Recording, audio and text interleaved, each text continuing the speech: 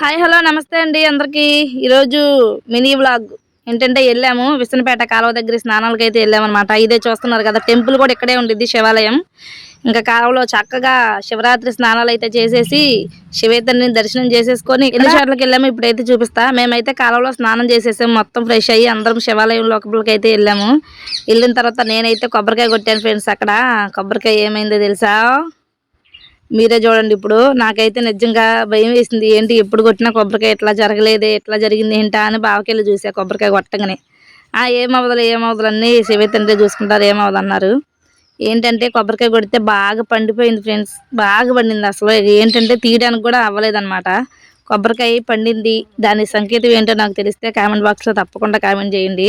శివాలయంలో శివరాత్రి రోజు కొబ్బరికాయ బాగా పండింది, భయం వేసింది అసలు. కానీ అట్లాంటివన్నీ పట్టించుకోను నేనైతే, ఎందుకంటే అసలు మనకు తెలియని మాయలు ఎన్నున్నాయో దేవుడి దగ్గర. అంతా సెవియా చూసుకుంటాడు అనుకుంటా, ఏం జరిగినా కానీ పట్టించుకోను, ఏదైనా సరే పట్టించుకోను. కానీ చెప్తున్నా, ఎందుకంటే ఇప్పుడు నా ఫ్యామిలీ ఉన్నారు కదా, యూట్యూబ్ అండ్ ఇన్స్టా ఫ్యామిలీ, ప్రతిదీ మీతో అయితే షేర్ చేసుకుంటా కాబట్టి నేను మీతో షేర్ చేసుకుంటున్నాను. నా కొబ్బరికాయ అయితే పండింది బాగా. మరి ఎట్లా పడితే ఏంటో తెలిస్తే కనుక నాకు కామెంట్ బాక్స్లో కామెంట్ చేయండి.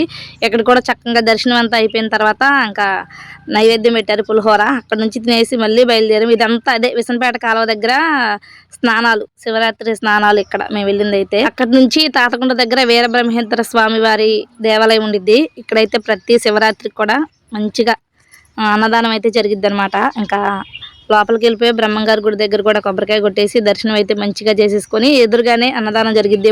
ఎవ్రీ ఇయర్ మేము కనుక ఇటు సైడ్ వస్తే విసనపేటలో స్నానాలు చేసేసి శివాలయానికి వెళ్ళి ఇంకా ఇక్కడ దర్శనం చేసేసుకుని అయితే వస్తాము. మధ్యలో శివాలయం ఉంది, అక్కడికి కూడా వెళ్ళాము. మరి మీ శివరాత్రి స్నానాలు అన్నీ అయిపోయినాయా? మంచిగా హ్యాపీగా వెళ్ళొచ్చారు కదా. అందరూ బాగుండాలి, అందులో మేము ఉండాలని శివేతన్ని అయితే నేను టెంపుల్లో మనస్ఫూర్తిగా కోరుకున్నా. అందరి గురించి కూడా దండం పెట్టేసుకున్నా.